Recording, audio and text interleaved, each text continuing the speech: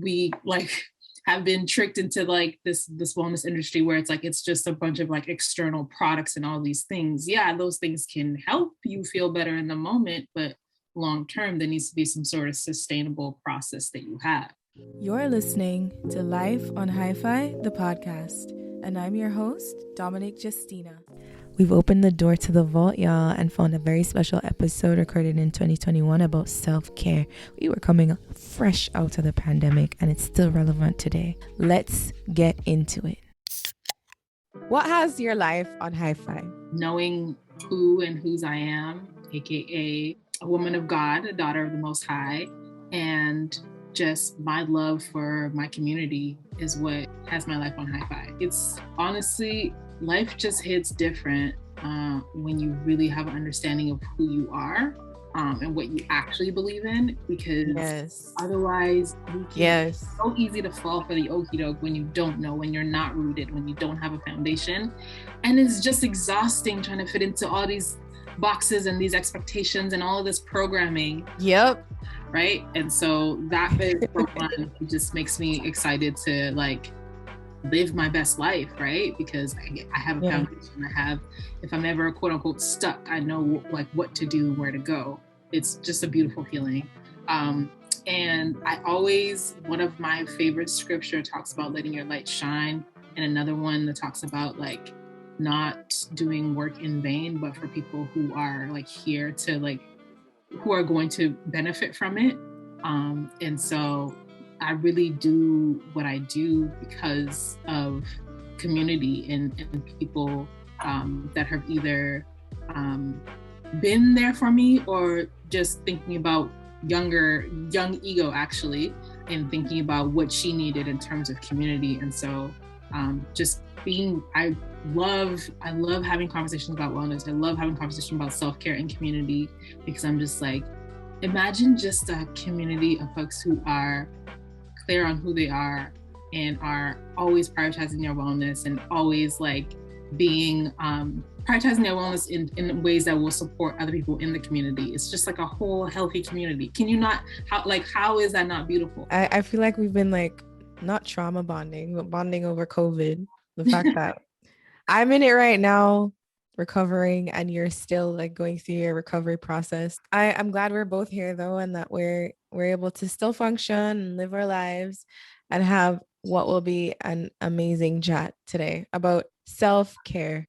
I feel like this is definitely a different season in my life where I really do have to and this is going to sound weird, but I'm going to add some more context to it. But I really do have to quote unquote practice what I preach, in a sense that I'm in a different like phase of my wellness journey that I kind of have to start from scratch almost, to like lean into more people than I usually am. Like I'm usually the person that people come to for stuff like that. But I'm in a space where I have to lean more on other people because like my body and and just other aspects of my life are just like, you can't do this by yourself, and what used to work is not going to work right now. I'm doing well, and I actually mean that. Despite the recovering from COVID, despite like the feeling lethargic all the time, I'm actually doing quite well. Yeah, it's really powerful when you can be going through that and still be like grateful and not fixated on like what's not going well. Are you the kind of person that, you said you normally, people come to you, do you normally feel comfortable asking for help? It doesn't cause discomfort. I actually think that from even when I was younger, I always wished that there were people that I could rely on. I think that, but then I built this story that there weren't people that I could reach out to. And so it's not that it's uncomfortable, it's just remembering that now I do have people, and that I have all these years, I've built a community of people, and I've built relationships with people where I can lean on them. And it's just a matter of me remembering that. But definitely when I was younger, I wish I did have people to be able to reach out to for help. And so now it's just remembering. So growing up, what was your relationship with self-care like? I always practiced a form of self-care when I was younger. I just didn't know to call it that, or have the like understanding or the capacity to put the pieces together. That's what I was doing.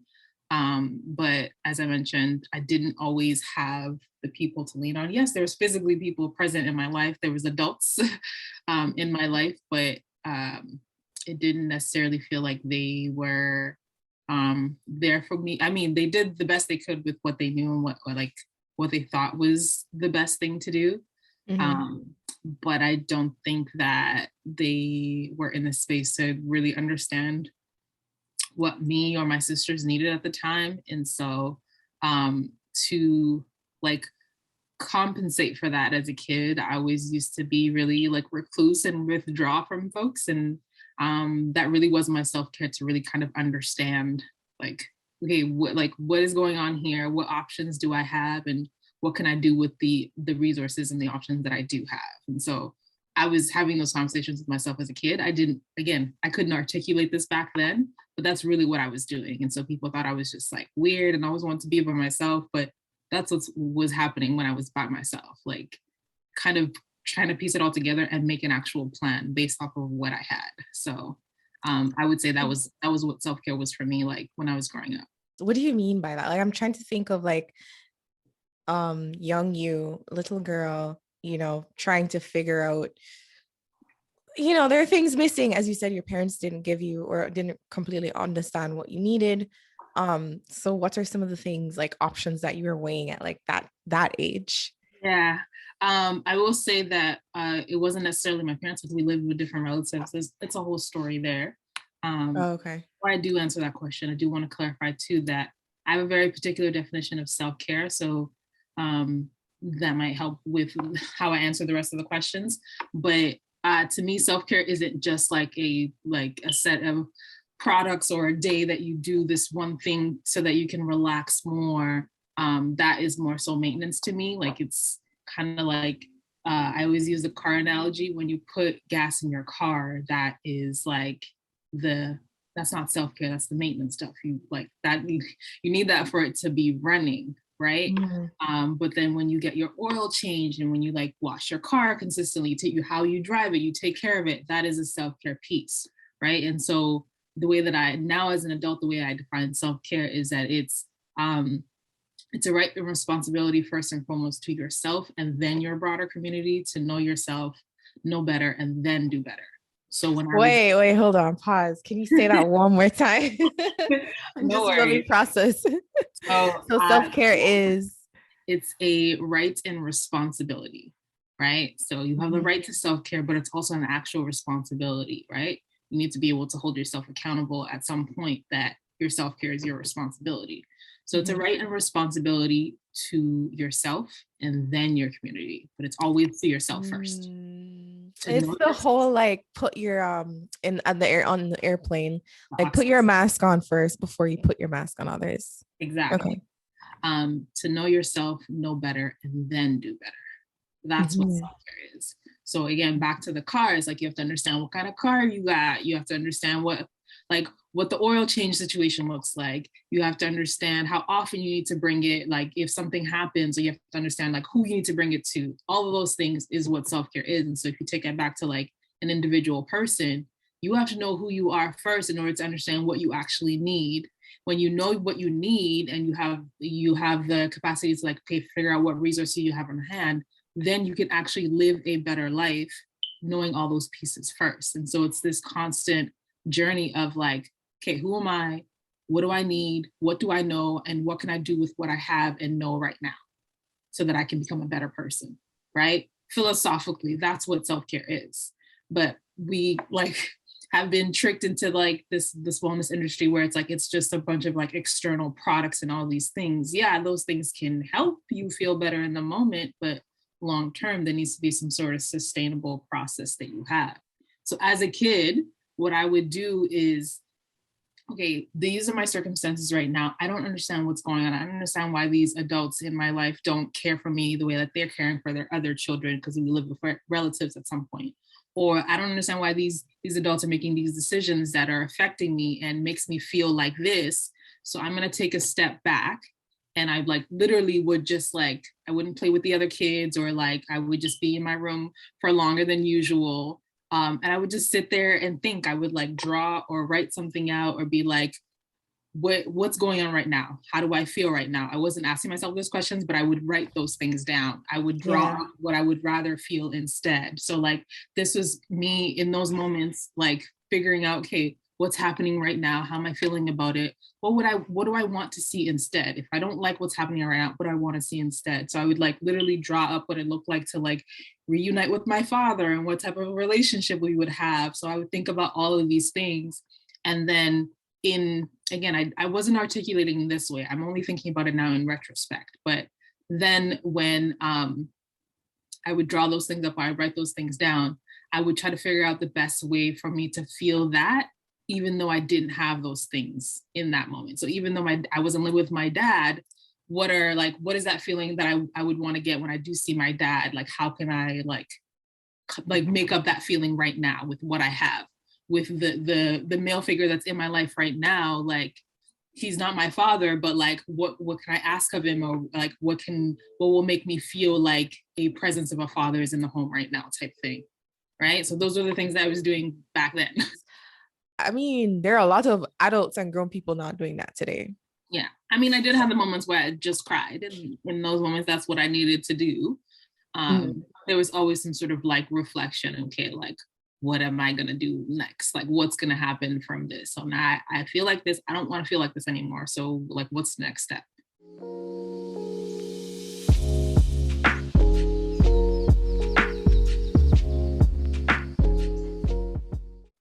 So, okay, you've changed your name recently. Mm-hmm. And so you were at that time Little Eagle, and now you're older Yemina. That's how you pronounce it, right? Yemina. Okay. What made you decide to change that name? Were you kind of doing away with the old you and like, looking towards a newer you, or taking control of your life? What's the story behind that? First and foremost, we've talked about this in previous conversations, but like everything I do is from a like biblical perspective. And I like, now that I've come into the understanding of like what exactly like my quote unquote relationship with God is, and what I understand and what I actually believe. So that's usually always the basis for everything that I do. And so just to briefly touch on that, there's lots of scriptures and like people in the Bible whose names are changed for a particular reason. And then so I've always seen that as a like an evolution of where you are. And then it also ties in with like the culture that I was raised in. Your name like usually means something based off of like the circumstances your family's going through, or like typically around that. And so you are named like whatever like language you are usually, at least in my dad's culture, you are named by your parents or your grandparents based off those circumstances, right? And so I still carry on that tradition where I took on names that mean something to like the person that I am now. And so yeah, that's pretty much the long and short of it all. It's just I've evolved into a completely different person with a completely different understanding. And so I picked names that fit that. That's awesome. What's your dad's culture? My dad is Nigerian. His tribe is from Delta, and our tribe is called Urobo. Yeah, that's the language. But Urobo, which is different from Yoruba.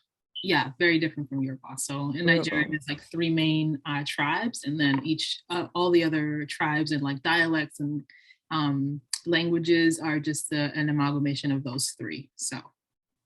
Oh, okay. Cool. I love learning more about culture.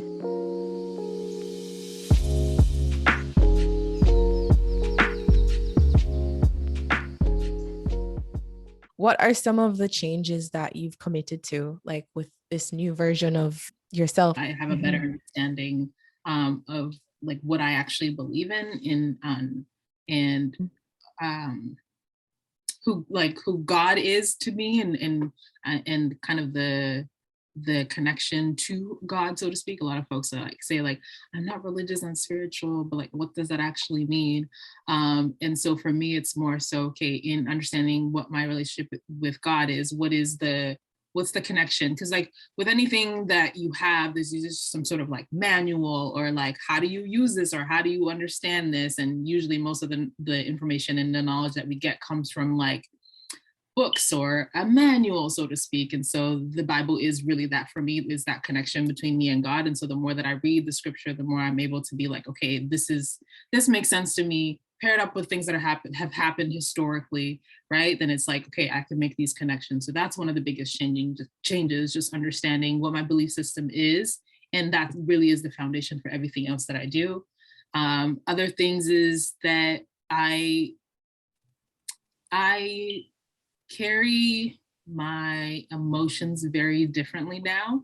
I think I was very like outwardly like, I'm so angry, woe is me, why is this happening? And all these people don't understand how to like do X, Y, Z. And now I'm a little bit more, or at least I strive to be a little bit more introspective, and really understand what I'm feeling first before I sort of like, now I respond as opposed to react. And so that's another change. So I'm saying that because my middle name, Salome, means peace, right? So anyone that knew me like maybe not even like 6 or 7 years ago, I used to be a very, very, very angry person. And so that is definitely another big change. And then there's some outward things like the way that I dress, the way that I speak, has definitely evolved over the years.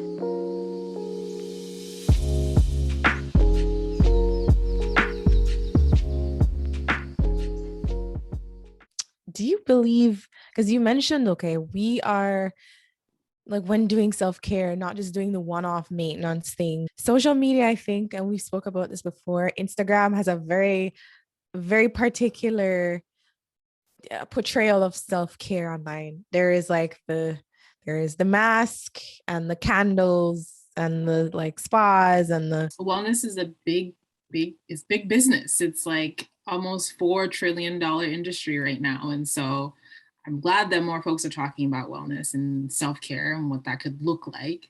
But I am just a little weary that it is like people are falling for the okie doke, and then they are putting falling on for the what?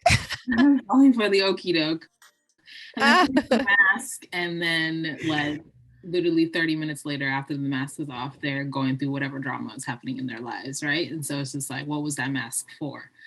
And it might end there for people. And then there's other folks who might be a little bit more curious and be like, okay, well, this didn't work for me. Let me like research more. So it's kind of like a catch-22 sometimes, where it's a nice invitation sometimes. There are folks who are trying to shift that narrative now, which is great. And so including yourself, I mean, as a wellness educator, self-care isn't always this like nice thing. It's actually takes discipline to practice self-care. And so a lot of that discipline is like you actually putting in the work, because I can tell you the steps that I take, or like I can give you like a list of things to do. And then if it doesn't work for you, then you're going to be like, oh, well, Yemina told me this and it didn't work.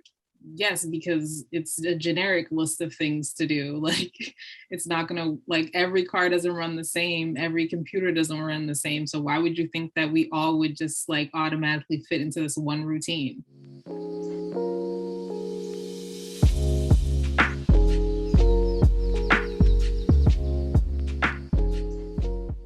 You are busy and you're doing a lot and you're a creator. I want to know from you if you think balance actually exists. Short answer, no. I do want to say, backtrack a little bit. I don't like to say that I'm busy. I like to say that my plate is full. I'm very particular about like languaging, because I don't want to be busy. I don't want to be like stressed out all the time. And so I try to say what, like, I try to just be mindful of like languaging. And so I like to say that my plate is full, and it is almost always. And that helps me look at it from a space of gratitude. But to answer your question, no, I don't think balance exists. Whenever I think about balance, it's like, you know, when you're a kid and you're on the seesaw, right? Like it's more fun when it's like you're either going, the person's going up basically, and it's always like this. When you're like this, it's kind of boring, like nothing's happening. Like, what's the point of that, right? Yeah. With a scale, right? This is what balance would look like. You're just kind of like standing in limbo and nothing's really happening, right? That's not actually how life works. There's always going to be something that needs to take precedent, right? And so if we just kind of go naturally with the flow of what life is supposed to be like, balance is great when you're thinking about like exercise and stuff and like just needing to pause for the moment, but it's not sustainable to be quote unquote have a balance. Instead, there should be harmony in your life in terms of like all of the different pieces and aspects of your life. But there are certain things that are always going to take precedent, and you need to be able to focus on those things that are priority in those moments. Mm-hmm. And so, the word harmony, something I got from my coach, makes more sense to me, where it's like there's always going to be different aspects of your life. In this day and age, everybody has a slash to their title or their responsibilities or their names. Like, you are this and a this, you're an artist and whatever have you, right? And so that's just the reality and the nature of life. You're always going to have multiple roles and responsibilities that you have to play. You literally cannot do them all at once. Yeah. So there's working towards balance is just, you're setting yourself up for failure, and it's not sustainable.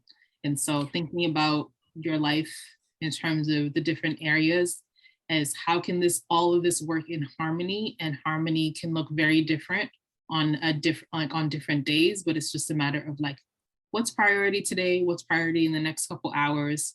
Let me focus on that, and then I can move on to the next thing. When I think about balance, I think of like, okay, it's going to be a perfect well. We're striving towards perfection, where everything is like the same and equal amounts of importance. And you just have to kind of figure out the best formula to make it all fit together and be that way all the time. And it's really hard. That's why I think when people talk about balance, even like work-life balance, it just always feels like this thing that you can't really attain. So you're like always striving for it. And hey, maybe that's because it's not real. You said harmony can look different as well, but like, can you share a little bit more about that concept of harmony as opposed to balance? Yeah. So it's kind of two concepts that I've mixed in here. So one, like I mentioned, my coach always says that like how like what your life looks like in harmony in terms of like all of these pieces work well. I can't remember the podcast at this time, sorry, but the woman's name is, I don't know how to say her name, Sunda. I really hope I'm saying it right.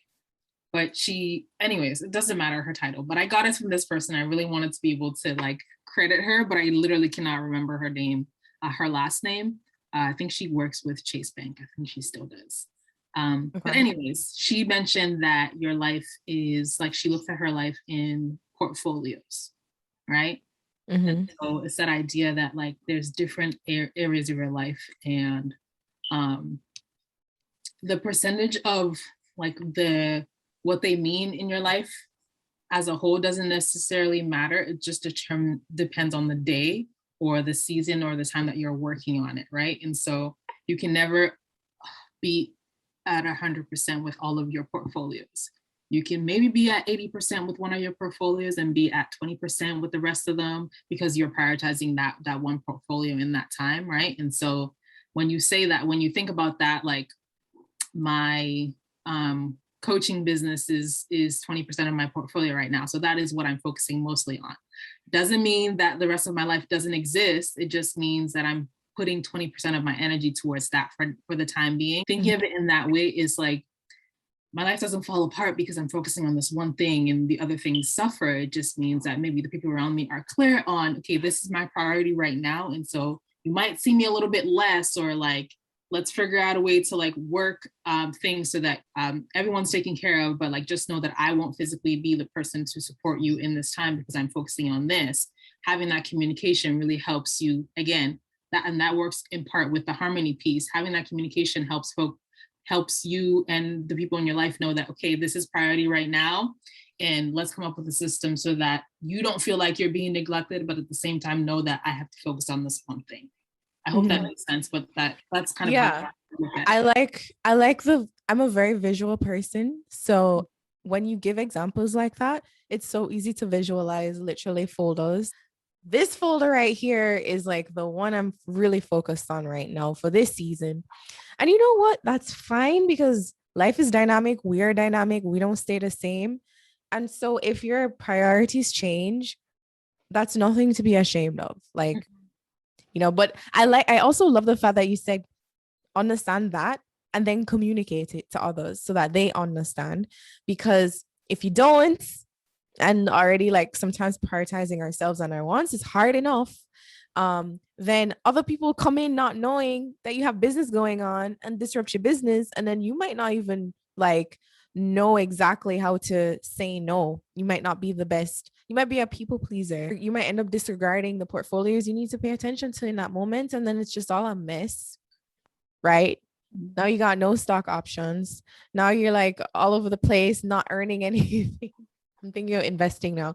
Like you kind of have to like understand yourself enough so that you can then communicate it to others so they can understand you. Exactly.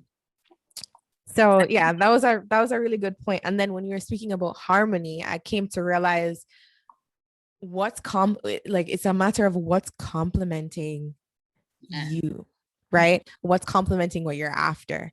Because if you're a wellness coach and you're out here with lack of sleep, partying, drinking all the time, feeling like you're running on E, not taking care of yourself from a nutrition standpoint, from like a physical standpoint, from a mental standpoint, and then you're putting yourself out there to help others, then one thing or one part of your life is working against the other part of your life. And that's not harmony. Harmony is when they kind of flow with each other. It doesn't mean that you have to like spend 50% of time on your self-care and then 50% of your time coaching others on self-care.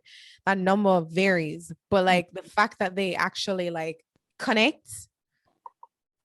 And this is funny. I have this on my vision board. I have this like, and I love that because that tells me that because sometimes I'm just like, sometimes I can go on tangents and be really wordy, just trying to explain the point. But you just reiterating back to me makes me know that you understand what I was trying to say. So thank you. Yeah.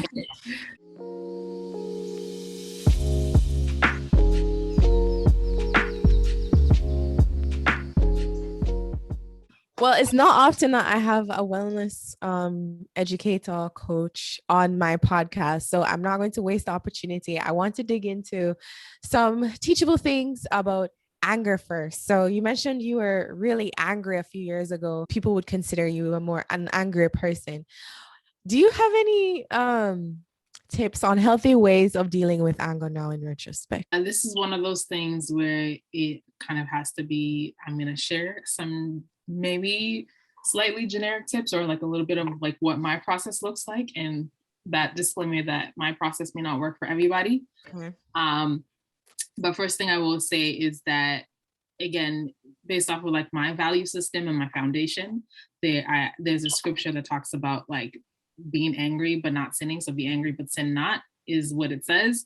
And so the first piece of it for me was to understand that it was okay for me to be angry. Like it's okay for you to be angry. It just depends on like what you do with that feeling or what you do after that feeling or through that, right? So for me, when I'm feeling anger, I make sure that I take a moment to just breathe. If it's literally in a conversation, I just will not respond. I just take time to actually breathe through this. So that's me sitting through the emotion. What is the underlying like need or reason behind this anger here? Like what is happening that I either don't want to happen or what should be happening and isn't happening? And then once I figure that out, then I'm able to understand like, okay, what do I need now in this process? And that really helps inform my response to that emotion or my response to the situation, not the emotion in itself. If it's literally in the middle of a conversation, I will ask for some time to like come back to the conversation or whatever have you, so that I can go and reflect and do that work to be like, what just happened here? Like what didn't happen or what do I want to happen? All of that, what I said earlier. And so I either sit and think about it or I actually physically write it out. So you're saying basically you have to realize that you're angry and somewhere within there just be like, that's okay. Don't Yeah. like beat up on yourself, and then figure out what triggered the anger, Yeah. And and then what then you're going to do next. Like how you, decide how you react. yeah, Yeah.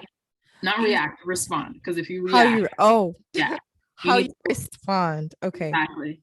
Someone, I don't know if this is like a fake deep thing, but it made sense to me. Someone talks about like, um, responding, like it's like it, the root word is kind of similar with like responsibility. So you're taking accountability for how you are going to like respond to a situation, right? There's a little bit more accountability and responsibility there, where reaction is like you are literally just taking action based off of someone else. Emotional. Yeah. Yeah. Yeah. Right. And so it's just like that isn't always a good thing. Like you basically Yeah. don't have control. But when Yeah. you respond, you're a little bit in more control, because you can only control yourself. You can't control what other people do or Yeah. how they will react to your reaction, right? And it's just Yeah. this spiral thing. It's I've heard that before, like Yeah. respond versus reacting. Mhm. Um it's funny, I'm in an opposite position. I'm very slow to anger and I'm prone to suppressing my anger. So in conversations, I might not need to pause and breathe. What I do need to figure out though is how to like identify when I'm angry, not shame myself and immediately repress it Mhm. until later on where it pops off and it explodes. So I need to figure out how to like identify in the moment more quickly when it's happening and decide how do I acknowledge that feeling and not make it small or make it go away. Yeah.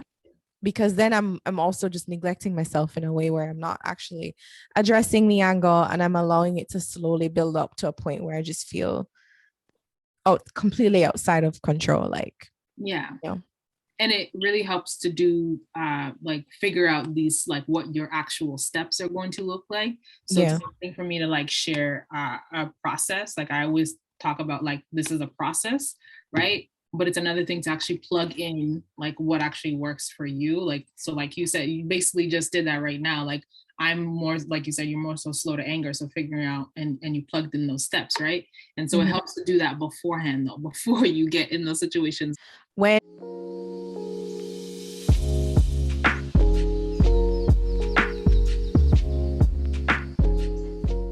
in responding to people, sometimes you have to communicate boundaries. Should always be communicating your boundaries. And and I say that in terms of like life is all about relationships, and so there's always rules for engagement, whether spoken or unspoken.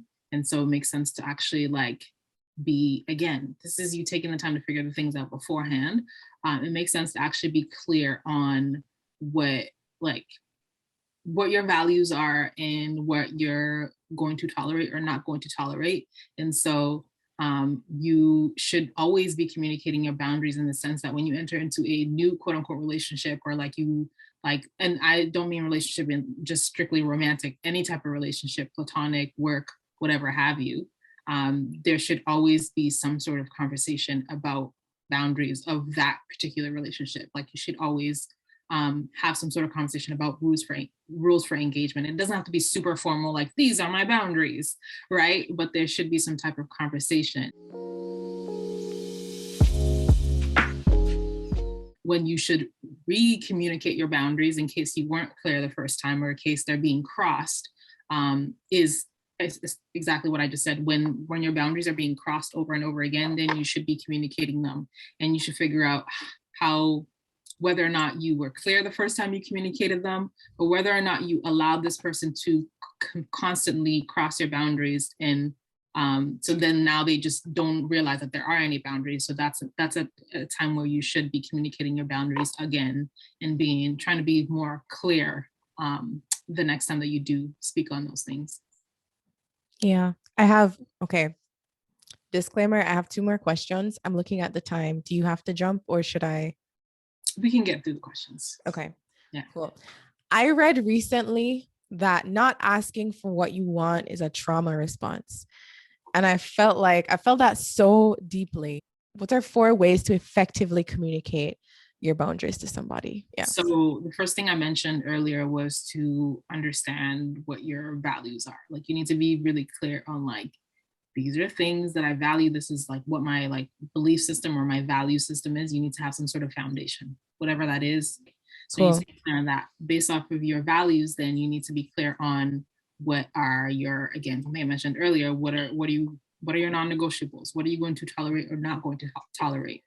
And then the third thing needs to be, what are you going to do when something happens that you do not tolerate? Like, what is your process going to look like, right? And then the fourth thing is actually having that conversation, the conversation about, okay, explaining what, and that can look a plethora of ways, like explaining what your actual boundaries are. And so for me, it's a matter of like understanding what type of relationship I have with this person to begin with, and knowing myself and knowing them enough to decide how I'm going to bring it up. One quick example was with a coworker where I was simply like, pulled them to the side long after the situation happened, pulled them to the side, and I was like, hey, just so you know, I respond better when you ask me a question as opposed to telling me what to do in the moment. Just a heads up, like in case you like want me to do something and I don't respond to you, it's most likely because it wasn't an ask, it was more so like, do this. And so the person's like, oh, thank you so much for letting me know. I didn't realize I was doing that. And so that was the conversation, right? It's a quick way to like communicate my boundaries. And I knew I was in a space to do that because of the way this person was responding to me. I knew he would take it in a way that wasn't like, why can't I tell you what to do type thing. I just knew it wouldn't escalate, right? Based off, and then I didn't do it in a moment where he was telling me to do something. I did what he asked me to do.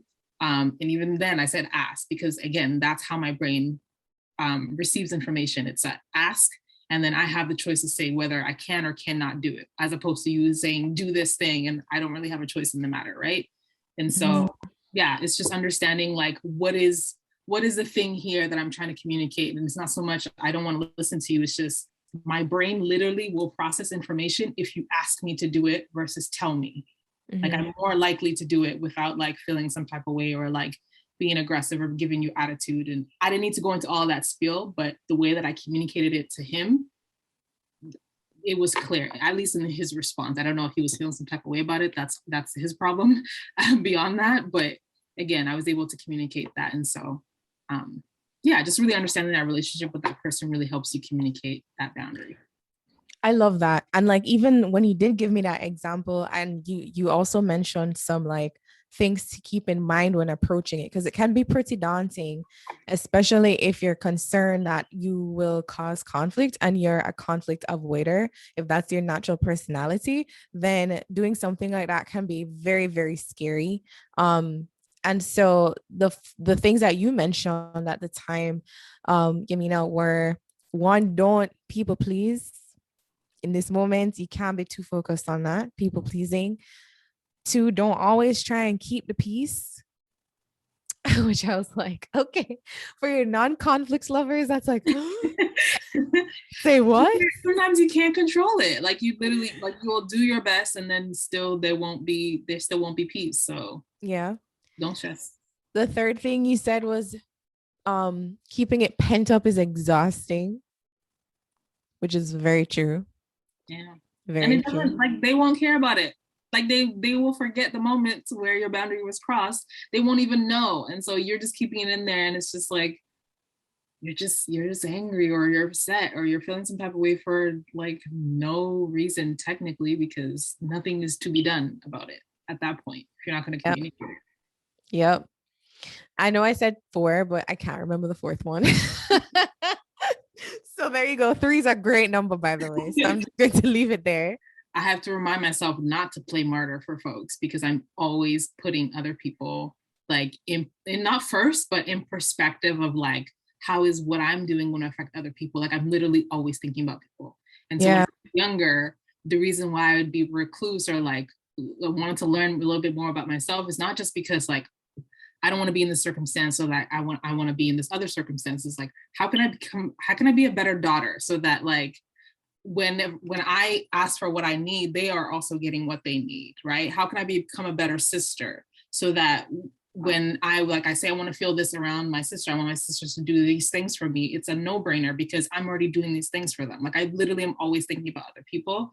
And so as I was growing into like getting language around what I was doing and self-care and wellness and going through my own education when it came to those pieces, I was like, one of the things that really was missing for me was that community to learn these things with and to grow with, right? Because again, people in my life at the time didn't understand what I was doing. And so I was like, what does it look like to build community and practice self-care in community so that I can really drive home the point that self-care isn't a selfish thing, no matter what it looks like. I mean, there's a fine line. It can become selfish, but just the idea that like self-care is community care, because that saying it takes a village or whatever, you are a part of that village. You are a part of the community. So it makes sense for you to take care of yourself so that you can be that village for other people as well.